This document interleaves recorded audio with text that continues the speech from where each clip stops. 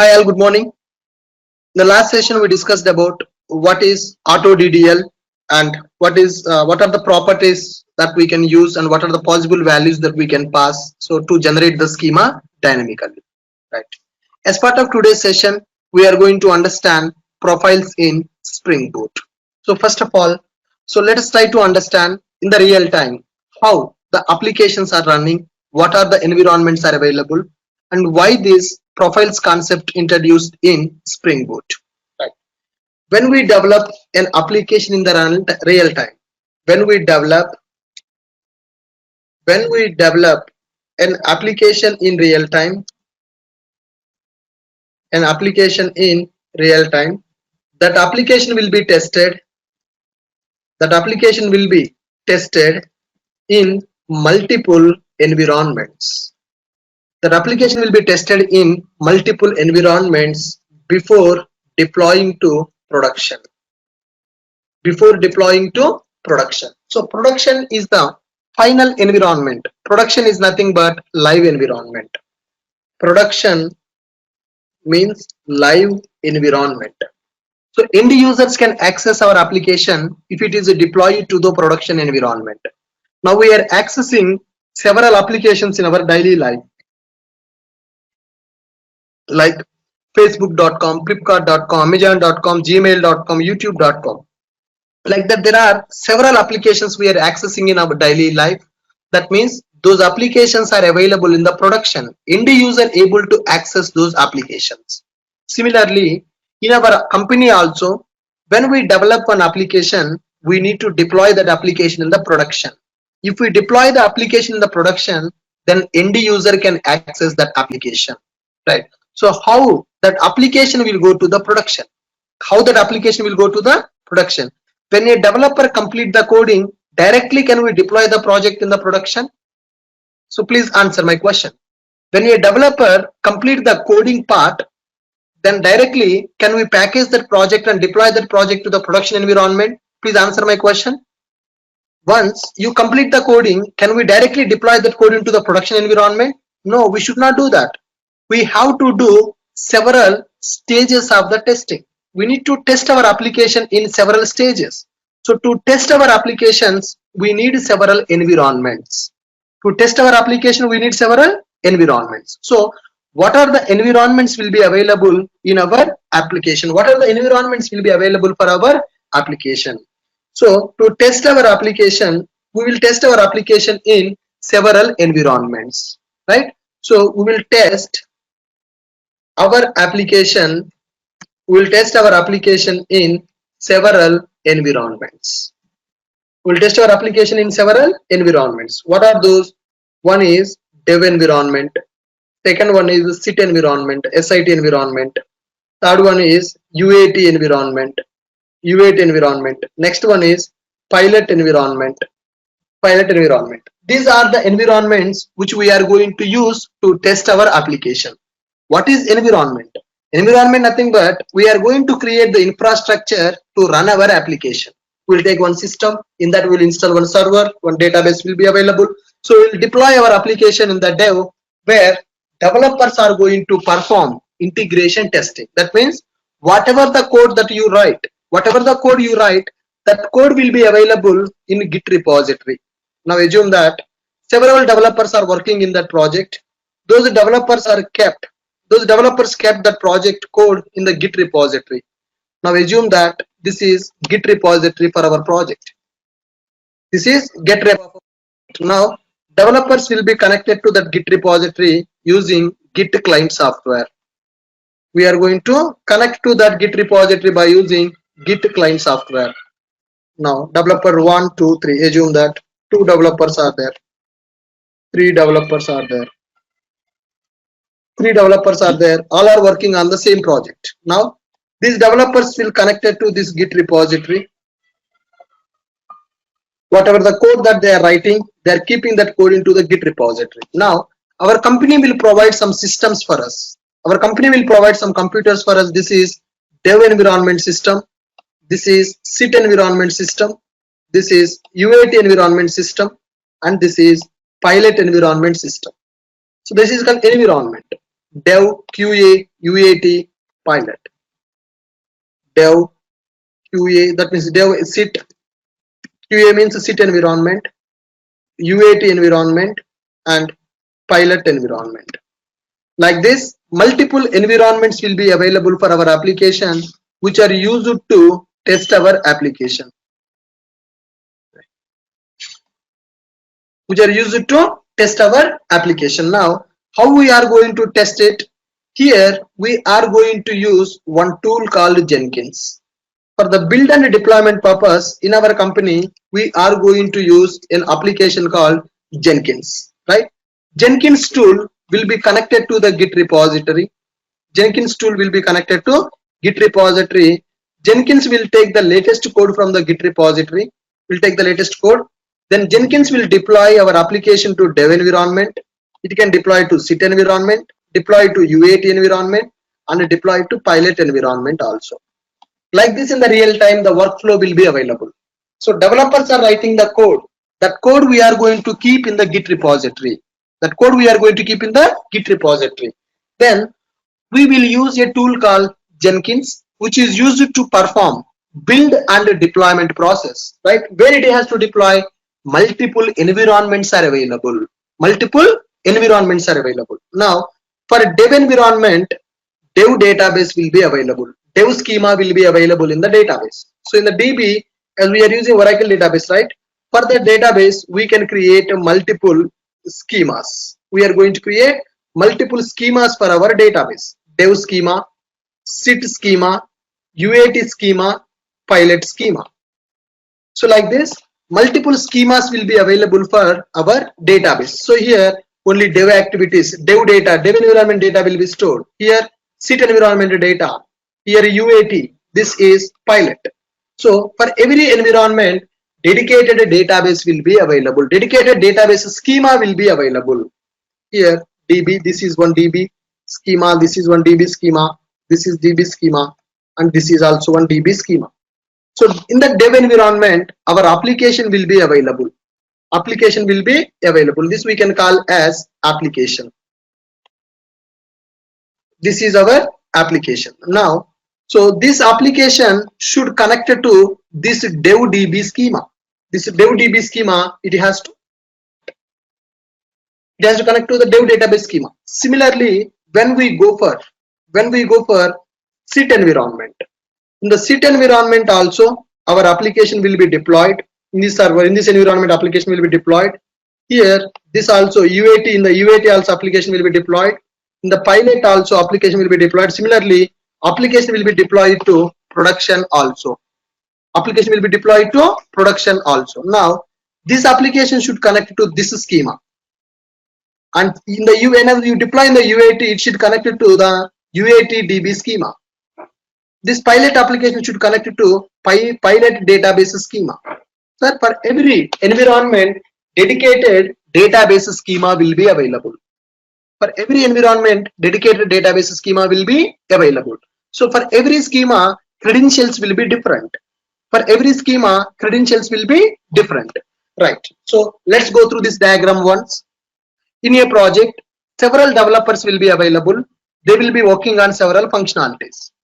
Whatever the code that they will write, that code they are going to test and they will keep in the Git repository, which is source code repository for our project.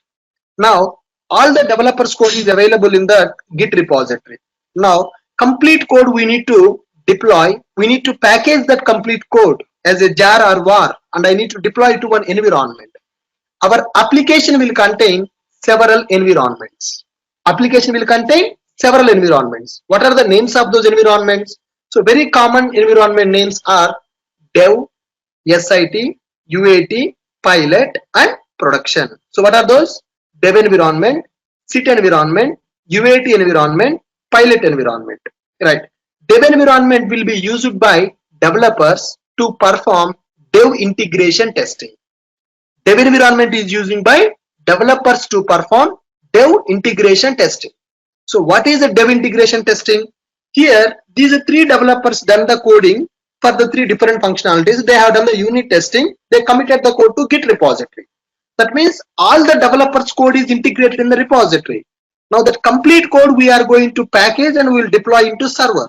When the code is integrated, when the multiple developers code is integrated, all the functionalities are working as expected or not, we are going to test it. So we means developers. So once all the developers code is integrated, what is the behavior of the application we are going to test by deploying our application to the dev environment.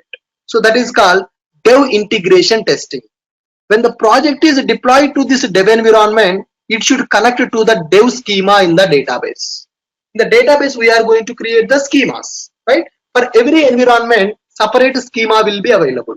Now, this application which is deployed to the dev environment, it should connect to the dev schema, right?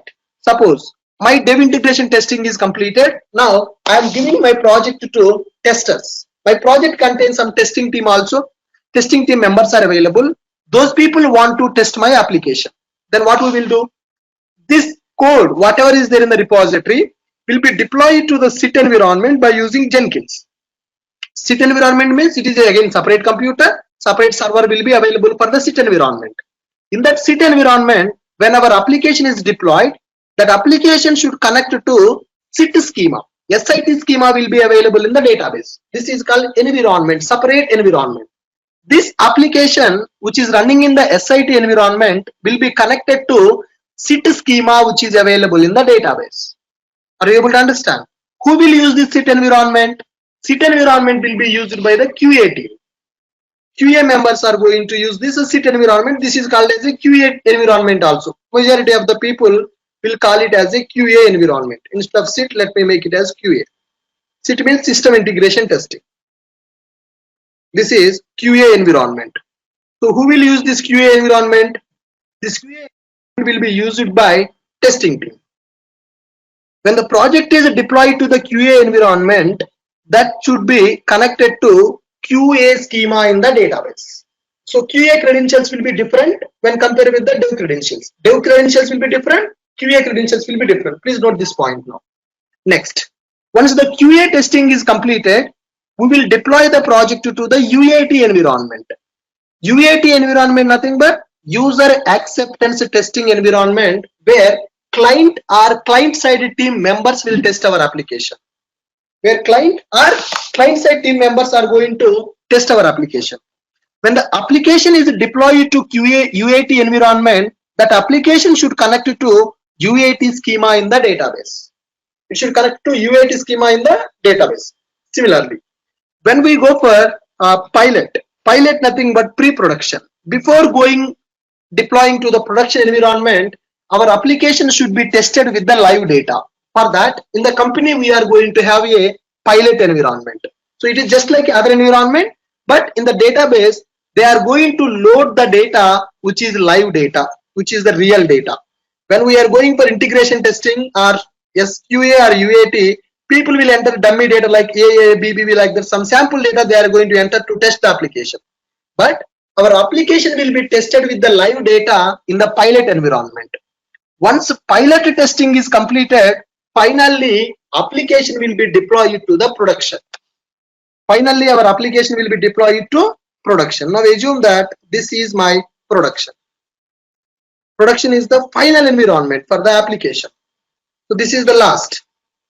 For the production, separate database schema will be available. For the production, separate database schema will be available.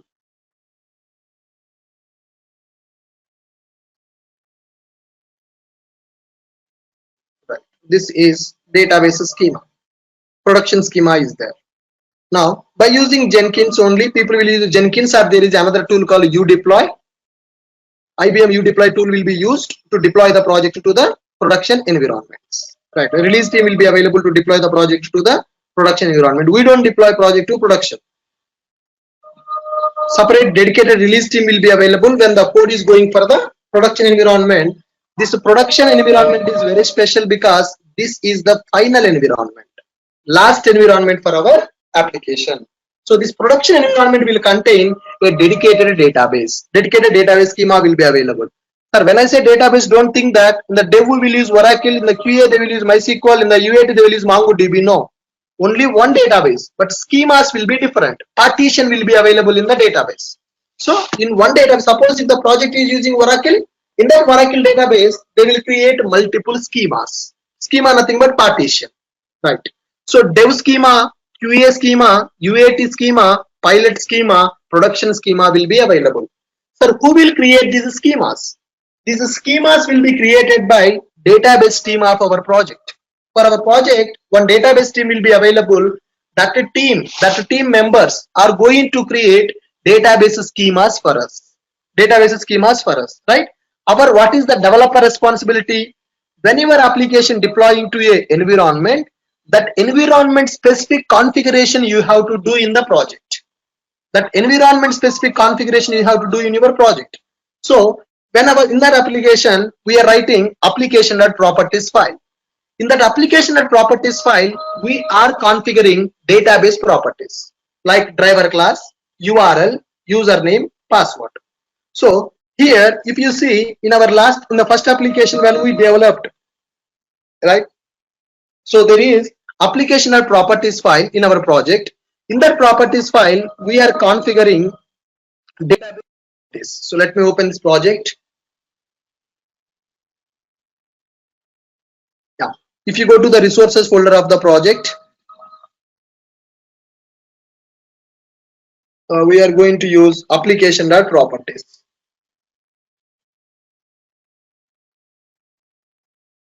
In the properties file, we can see data source configuration.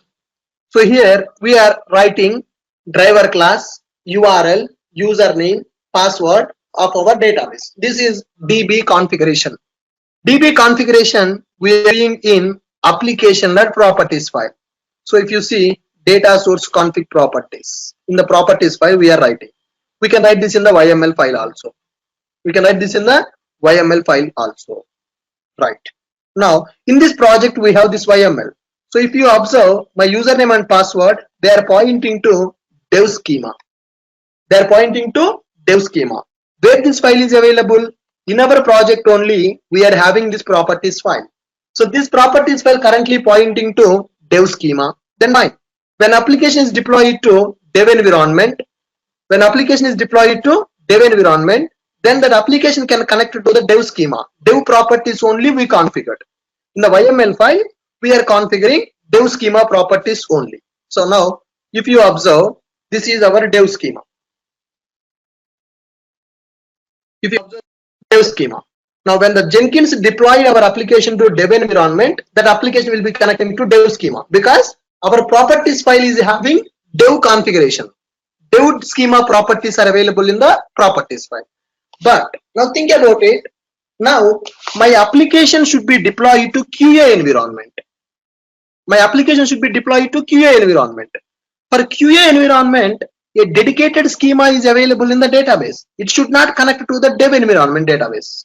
QA application, when the application deployed to QA, that application should be deployed to QA schema. So what I need to do in my application now, in order to deploy to the QA, I need to change these credentials from dev schema to QA schema. Now instead of IES_dev, now I will write IES_QA. Password is also IES_QA. These are the credentials of the QA schema. Then manually I am changing this file. So if you observe, manually I change the properties file. Then I will commit my code to Git repository. Then Jenkins job I will execute. That will be deploying my code into QA environment, which will be connecting to QA schema according to properties file configuration. That part is done. Now tomorrow I want to deploy to UAT environment. Then what should I do?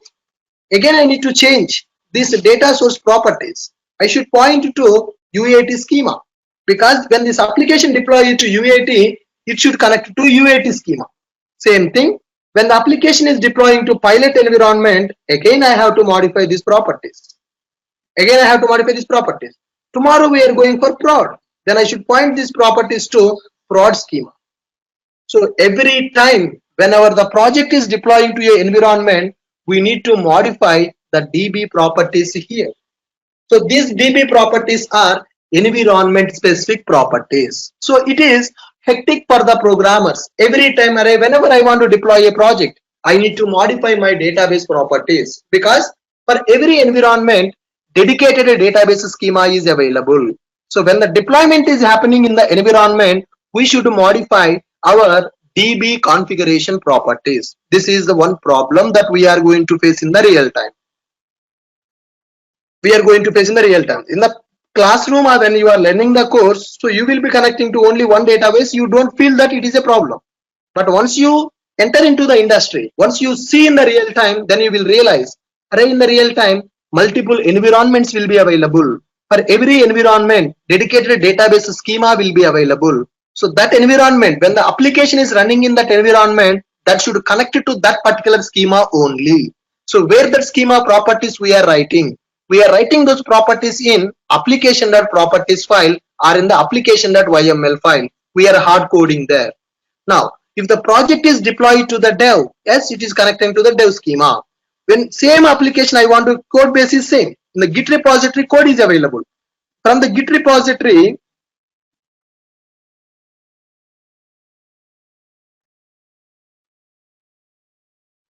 so code is available in this Git repository, right? Now, when the code is available in the Git repository, YML file properties file is also available there only.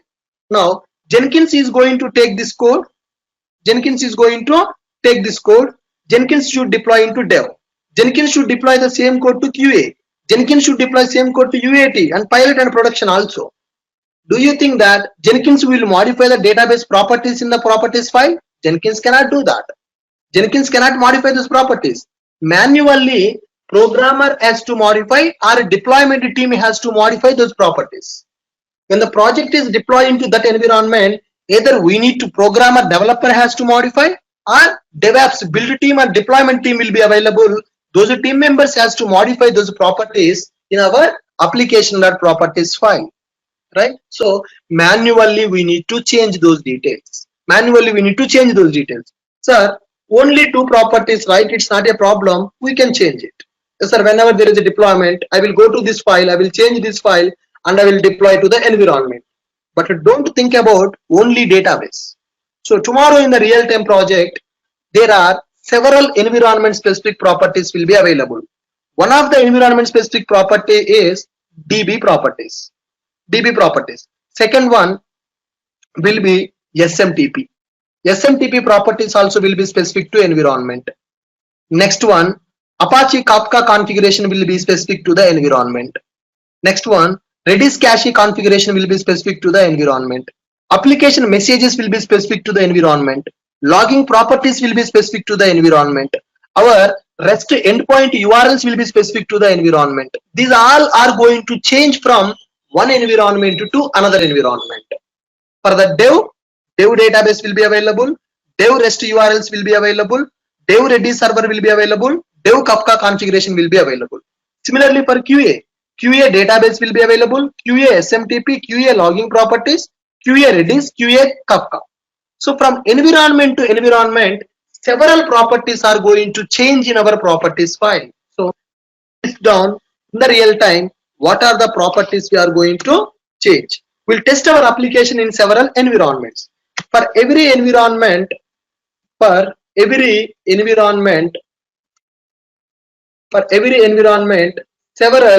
environment specific properties will be available.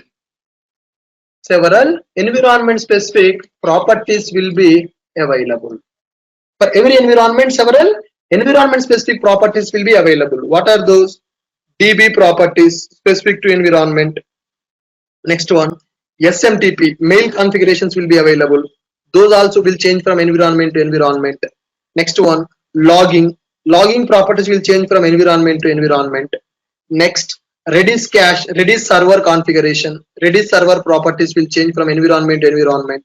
Apache Kafka configuration, Apache Kafka properties. So that trust store, key store, JKS files will be available. Those files will change from environment to environment. If you have really used that Kafka in the real-time project, you will understand what is the key store, what is the trust store, what is the JKS files, right? So those properties will change from environment to environment, etc. And application message may be common, but some properties will change from environment to environment. So let me keep etc. Right. So in my project I have seen. So in my current application, the microservice based application I'm developing, DB properties are changing from environment to environment. Mail API properties are changing from environment to environment, that is SMTP properties. Logging properties, because in the dev environment I will keep the debug level, in the QA I want to keep the error level. So from environment to environment, log levels are going to change. Redis server details. So for the dev we will use one Redis server. For QA, for prod, UAT, different servers will be available. Those properties will change. And for Apache Kafka, so properties are going to change from environment to environment. Where we are going to maintain all these details, all the above details we are writing, all the above details we are writing in application.properties file. Application.properties file or application.yml file. So we are writing all these properties in the application.properties file or application.yml file. Now, currently in my properties file, I configured all these properties: DB properties, SMTP properties, logging properties, Redis server properties, Kafka properties. So I configured for which environment? Assume that I configured for dev environment. Because this, and one more thing I forgot, very important thing. Our applications will be connecting to web services. For web services, endpoint URLs will be changed. Web services are REST API. REST API endpoint URLs. Whatever the URL you connect in the dev environment, same URL will not be there for the production. Maybe this web service endpoint URLs will be like two types: production URL, non-production URL. Non-production URL you will use for all the non-production environments. Prod URL we will use for production environment. So it is going to change, right? So this also I have seen in my project. URL is changing from one environment to another environment. What do you mean by web service URL? Our project should connect to third-party web service. Some other company web service we want to access. They provided a URL to us. They will give two URLs. Boss, for testing purpose you connect to this non-production URL. For your production purpose use this production URL. Like that, they will give two URLs to us. So when you are working in the real project development, you will understand what is a non-production endpoint URL, what is a production endpoint URL. So my application wants to talk to third-party web service. My microservice wants to talk to third-party application. Third-party people will give two URLs: non-prod URL and prod URL. That we are going to configure in our properties file, or we will configure in the YML file. So all the above details we are writing in application.properties file or application.yml file. So currently assume that I configured these details for dev environment. Dev environment, right? Fine. So that file is also available in the Git repository in my project. Now, when I run my Jenkins job for the dev environment, for every environment, jobs will be created in the Jenkins. Dev job, QA job, UAT job, pilot job, prod job, like the jobs will be created in the Jenkins. When I run that dev job, the Jenkins will take the latest code from the Git repository, will perform the packaging and will deploy that project to the dev environment. Then properties are currently configured to dev environment, then we don't have any problem. My application will connect to the dev database, dev Kafka, dev Redis, dev logging properties, everything will be configured according to the dev environment. Then we are very happy. Now let's think about it. I want to deploy my project to QA environment. But what are the properties available in the repository file? Those properties are configured related to dev environment. So all the properties will be same for the QA environment? No. QA environment properties will be different, right? So only this will be same. Non-production URL. For dev QA, same non-production URL we are going to use. But what about Kafka properties? What about Redis server? What about logging? What about SMTP? What about DB configuration? Everything is going to change. And who has to change? Do you think that Jenkins is going to change for us? When I run the Jenkins job? No, Jenkins will not touch our file. Jenkins cannot change our file. Either programmer has to change or that deployment person has to change. That build team has to change. Then we can deploy our project to QA. Then our application can connect to the QA environment. Then application can connect to QA environment. It can connect to QA Redis. It can connect to QA Kafka. So environment specific configuration will be available. Finally, assume that I spent half an hour time. I modified all the properties. I committed my file to Git repository. Now I committed a file with the details of the QA environment. Then my Jenkins will deploy that file to QA environment. Then it will connect to the QA configuration. Fine, 1 hour I spent for the changing the properties. I had done that. Suddenly, my manager told me to deploy the project to UAT environment. Then what I need to do again? What I need to do again? In order to deploy this application to the UAT environment, again I need to change all these properties to connect to the UAT environment specific. UAT environment specific properties I need to configure in my properties file or in my YML file. Again 1 hour of time waste just to change the properties.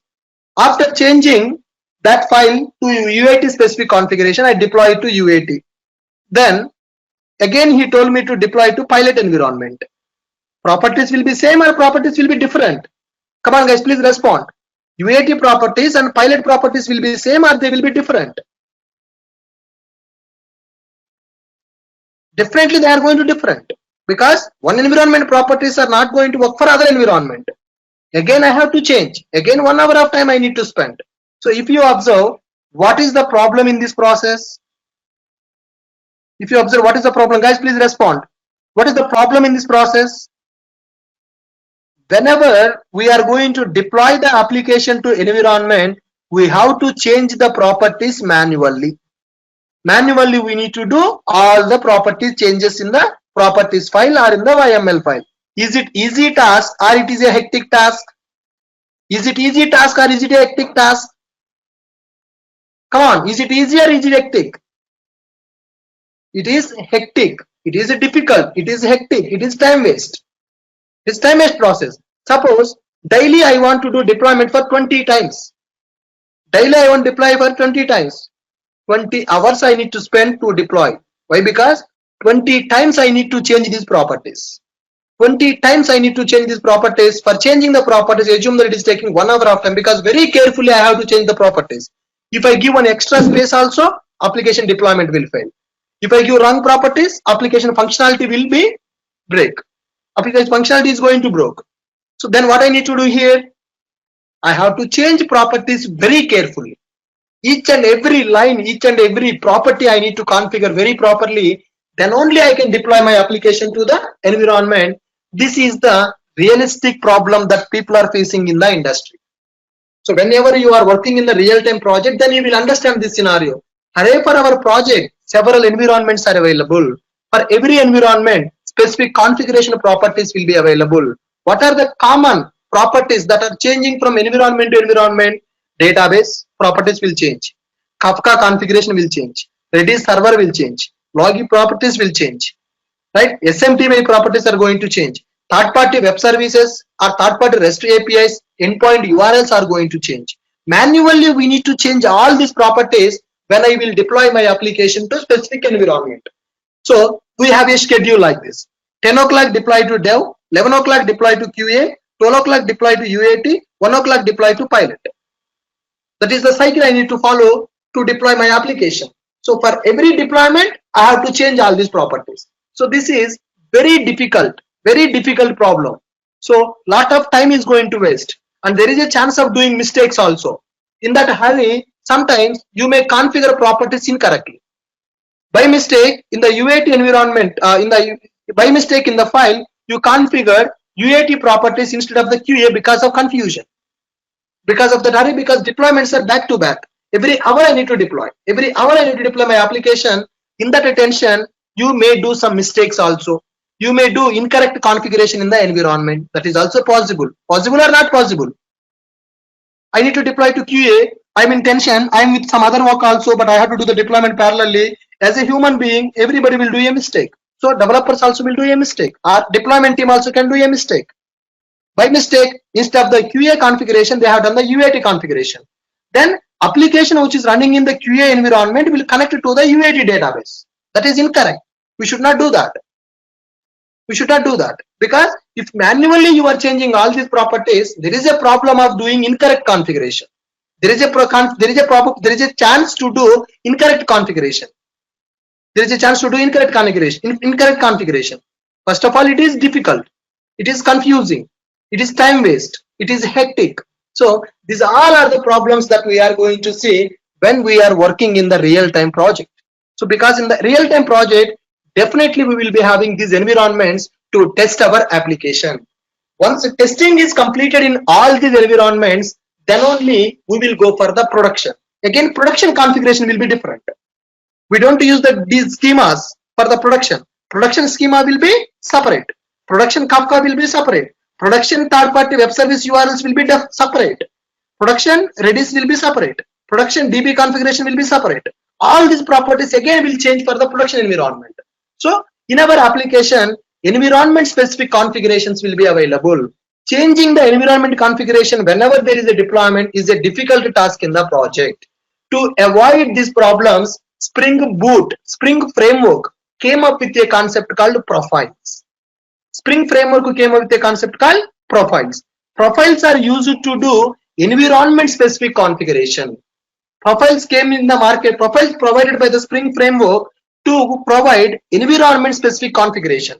If we use profiles concept in our application, then we can solve all the problems that what we have seen now.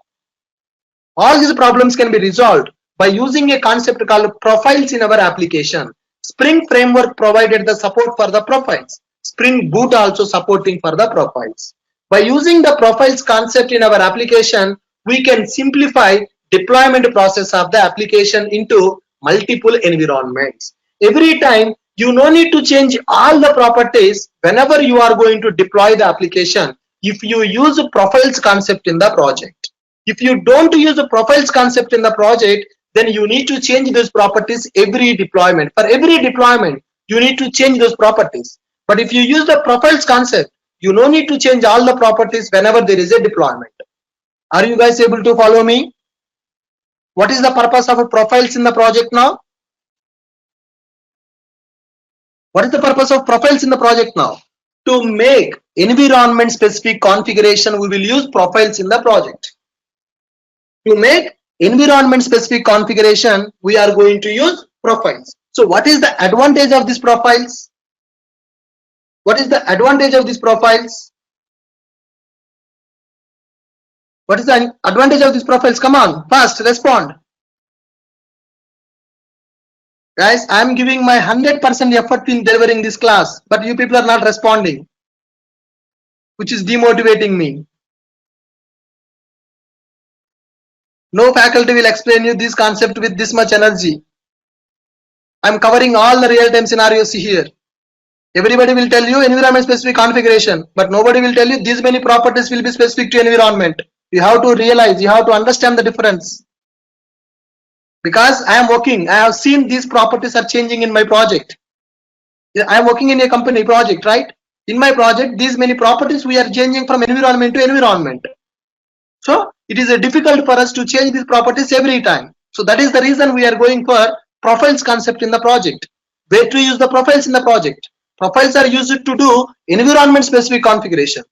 What is the advantage if I use profile? What is the disadvantage if I don't use the profile? If I use profiles, my deployment process will be little bit simple. If I don't use these profiles, every time I need to change all these properties specific to environment. So by using these profiles, it is going to reduce the human efforts. We can simplify deployment process of our application. We can simplify deployment process of our application. Are you able to follow this? Guys, are you able to follow this? Anybody have any question? Please type that.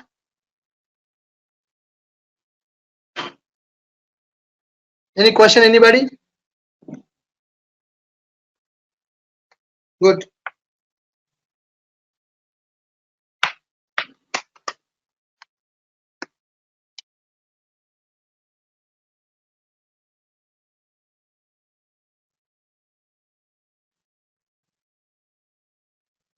Fine. Next, now let us see how we are going to create profiles in the project. Let us see how we are going to create profiles in the project. Now, so if it is in our application, YML file or properties file is available as of now. What is the YML file available as of now in our application now? Application.properties or application.yml file is available. Application.properties or application.yml. Anything is fine. Application.yml or application.properties file is available. First, let me take with the properties. Application.properties. Similar to this, what we will do is application-. dev.properties. We are going to configure application-dev.properties. So application.yml is the base YML, and we are going to create one more file with the name called application-dev.properties. Similarly, application-qa.properties. Application-qa.properties, and we are going to specify application-uat.properties, application-pilot.properties, application-pilot.properties, and we will specify application-production.properties. Application properties, application dev properties, application QA properties, application pilot properties, application production properties. Like this, multiple files we are going to create. Earlier, if you see my Eclipse, my STS project, currently how many property files are available? Currently, how many property files are available? There is only one property file available. In that property file, I am doing my DB configuration. But in the real time, we don't maintain only one properties file. We will maintain environment specific properties files. So here, one properties file, base properties file, then dev properties file, then QA properties file, UAT properties file, pilot properties file, production properties file. Now here, whenever we create these many files, these all are specific to environment. All these files are specific to environment. Then what we will do is, here whenever you create these files, this is called as a dev profile, this is called as a QA profile, this is called UAT profile, this is pilot profile, this is production profile. These are called profile names. These are called as profile names. So we created profiles. Why profiles we created? For environment specific configuration. All the dev related configuration properties we will write in the dev properties file. This file will contain dev specific configuration. The properties which are specific to dev environment will be configured here, right? And when you go for QA properties file, here we will write the configuration properties which are specific to QA environment. What are changing from dev to QA? Those QA properties will be configured here. Now the properties which are going to change in this UAT file, UAT environment specific configuration will be available. UAT environment specific configuration will be available. Similarly here, pilot environment configuration, here production environment configuration will be available. So here pilot configuration and production configuration will be available. Now, right.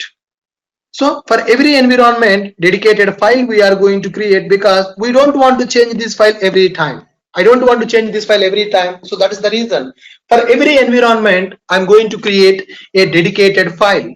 So how that file naming convention will be available? Application.properties file is the base profile. Then application-profile name. My profile name is dev. That means it is dev configuration, dev environment file. QA environment, QA configuration. UAT environment, UAT file will be available. Pilot file. Production file will be available. If you have any other environment, for that environment also we are going to create a profile. So these are called as profiles in the Spring. These are called as profiles in the Spring Boot. Profiles we can use in the Spring framework as well as we can use in the Spring Boot also. Right. Now you may get a question. Sir, here these many property files you created. Currently, when we develop our first application, you created only one properties file. Whenever boot application started, it is loading this properties file. So it is connecting to the schema where we are providing the details of the dev schema. It is connecting to the dev schema. Right. Now, but in this approach, our project contains these many properties files. These many property files are available. Then boot will load which file? Boot is going to load which file? Is it going to load the dev or QA or UAT or pilot or production? Can you tell me which file it is going to load? Earlier there was only one file, but now there are almost 6 files are available. Now which file it is going to load? Which file it has to load? Which file it has to load? To which environment you are going to deploy, that file it has to load. If you are deploying to the dev environment, it should load the dev properties file. If you are deploying to QA, it should load the QA properties file. Similarly for the remaining environments also. To which environment you are deploying your application, that particular properties file it has to load. But does Spring Boot know to which environment you are deploying? Boot doesn't know to which environment you are deploying. Boot cannot guess that. Spring Boot cannot guess to which environment you are going to deploy your application. Then what is the solution for this? Always Boot is going to load this applicational properties file. In this applicational properties file, we have to tell to Spring Boot which profile it has to load. That is called activate profile. Activate profile. We need to configure profile activation here.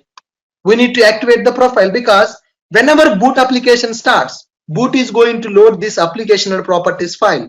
In this applicational properties file, we need to activate a profile. That means you need to tell which profile it has to load.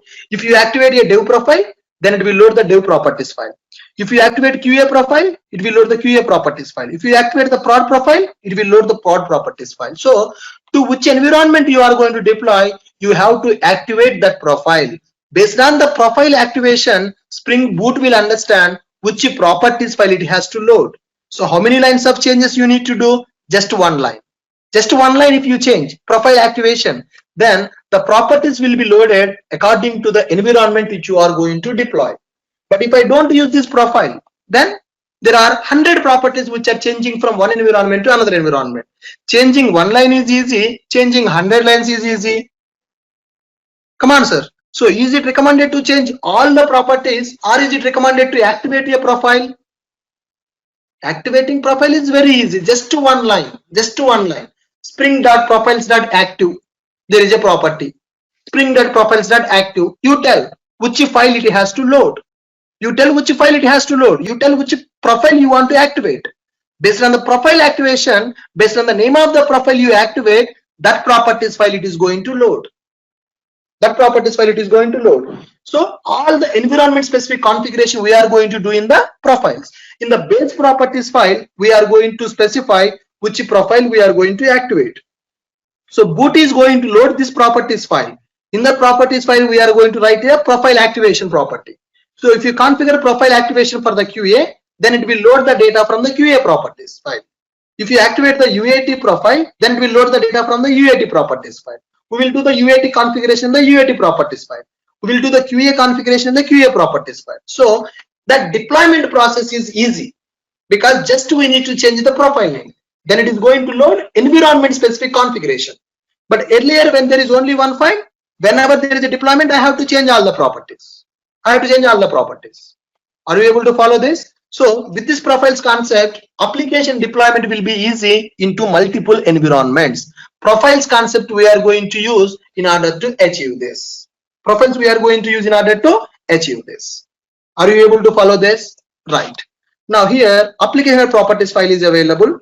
Let me change this. Let me add one more file called application dev application QA. Application dev.properties, application QA.properties.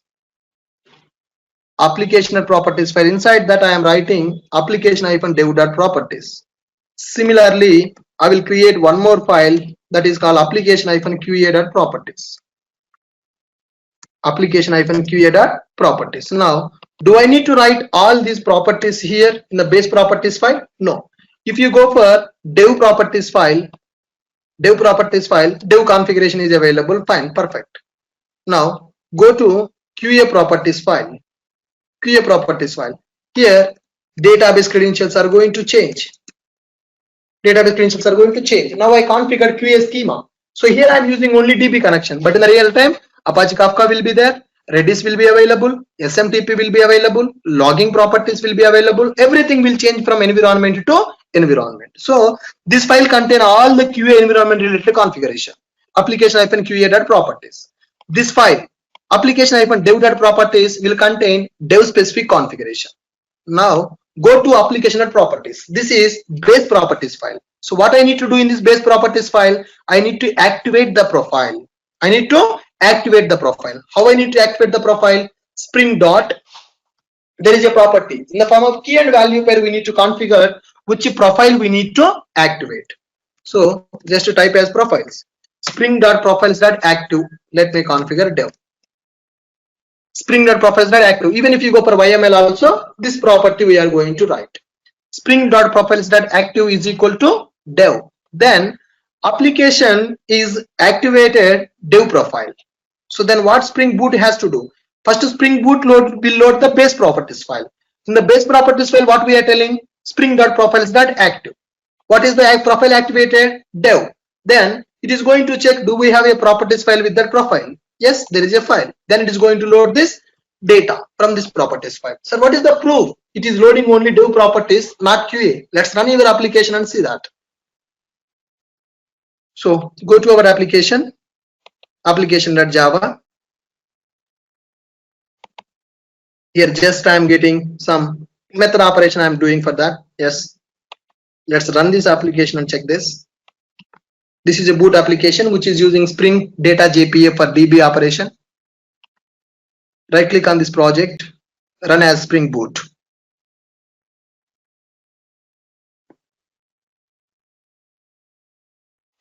Run as boot application.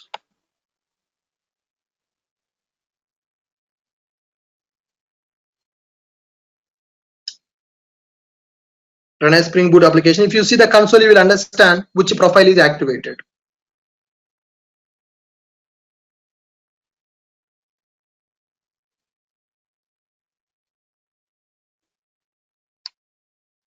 Now if you see, the console message is there. The following profiles which are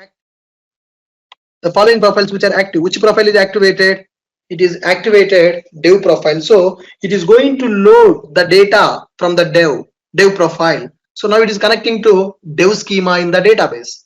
Similarly, if I want to connect to the QA, schema, then what I need to do? Just I am going to change from dev to QA. That's it. I don't need to modify anything. Just I need to change the profile name. Then it is going to connect to QA this schema by using QA profile properties. So if I don't use this profile, then what I need to do? I need to change that application properties file every time. I need to change the properties file every time. Guys, are you able to understand? Are you able to understand this or not? Come on, what is the purpose of profiles? Please respond. What is the purpose of profiles in the Spring Boot? What is the purpose of profiles in the Spring Boot? Please respond.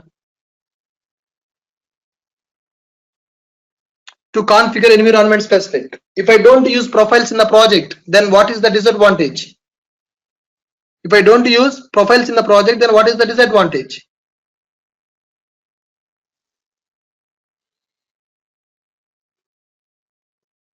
We need to change that profile every time. We need to change the properties every time, because in the real time, environment to environment, several properties are going to change. Several configurations are going to change from environment to environment, that we need to change manually. That is hectic for the programmer, hectic for the deployment team. So that is the reason we are going to use these profiles. So it will be very simple. If you want to deploy to one environment, just activate that environment profile.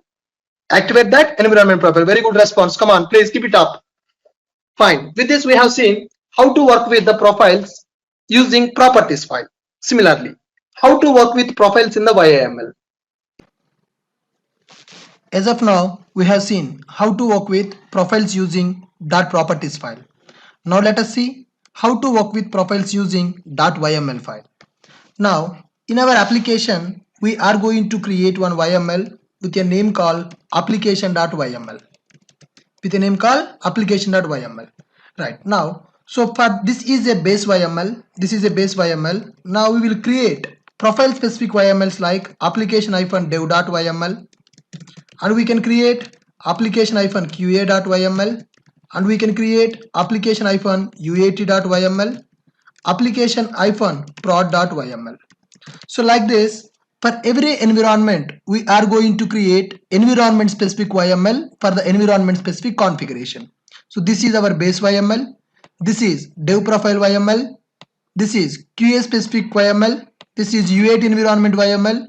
This is for production environment. We will create prod YML. So this is one way of working with profiles in the YML file. When we have these profiles, now we need to activate our profile here. Here we need to activate profile. Which profile our application should load? When the application starts, it has to load a profile. Which profile it has to load, that we are going to specify in the application.yml file. This is one way. Second approach is we can create only one file.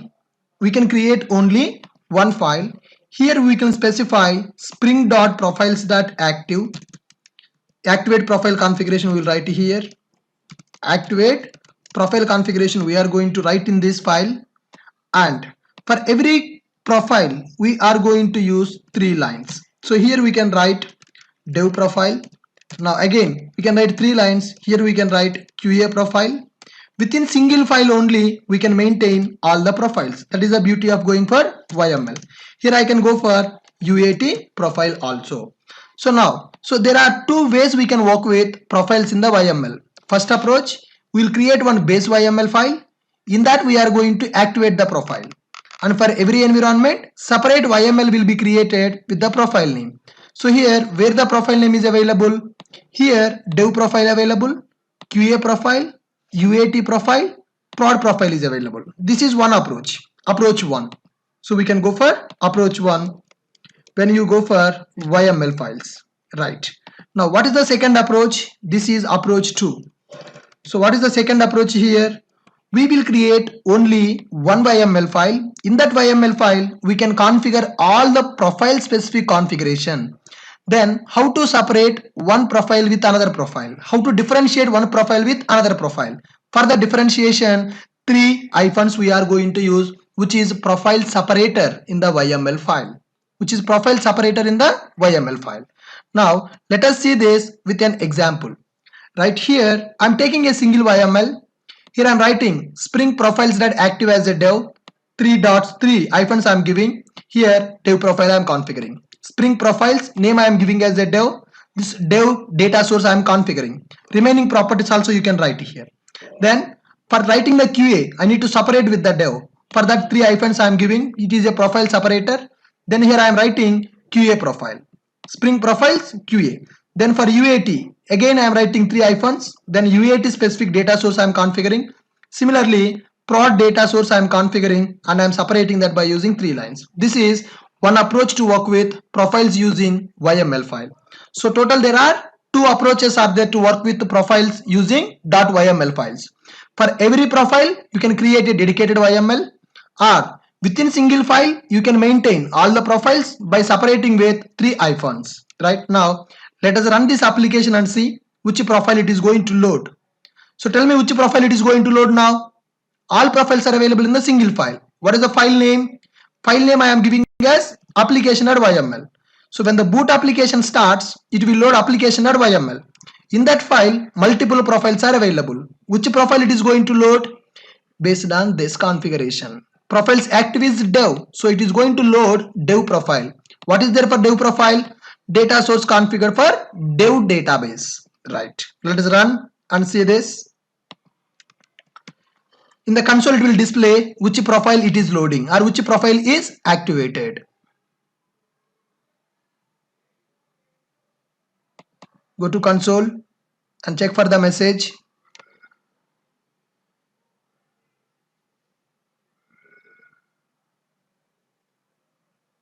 Application is getting started.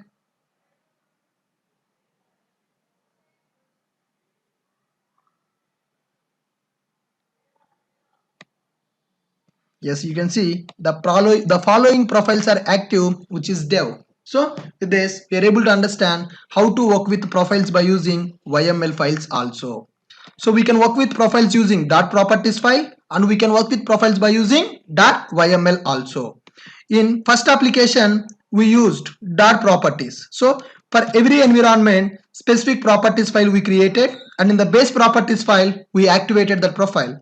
In the second example, single YML I have taken. In that I am maintaining all the profiles. For this also, we can create specific YML. Both approaches are there. As discussed here, either you can go for approach 1 or you can go for approach 2. So with this we understood how to work with the profiles in Spring Boot applications. Thank you.